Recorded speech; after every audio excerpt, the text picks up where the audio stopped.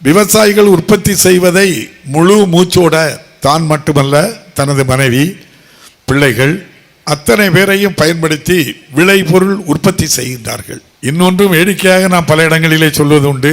விவசாயி வீட்டுக்கு பெண் கட்டி கொடுத்தால் அன்று திருமண நாள் அன்று அவனுடைய மனைவி நம்முடைய முழுமையாக நகை அணிந்திருப்பார்கள்.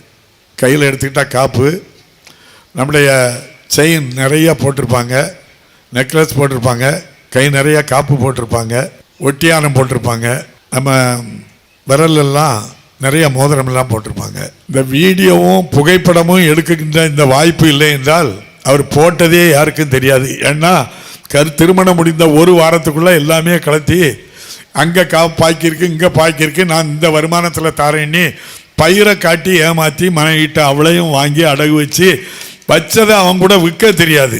விற்றா கூட நல்ல விலைக்கு விற்றுடலாம், உடனே திருப்பிடணும் அப்படின்னு சொல்லி 50 லட்ச ரூபா அல்லது 10 லட்ச ரூபாய்க்கு பெருமதியாக 2 லட்சத்துக்கு வைப்பான்.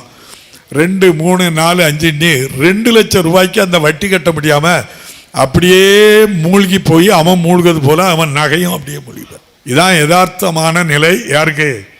விவசாயி. இதான் விவசாயி.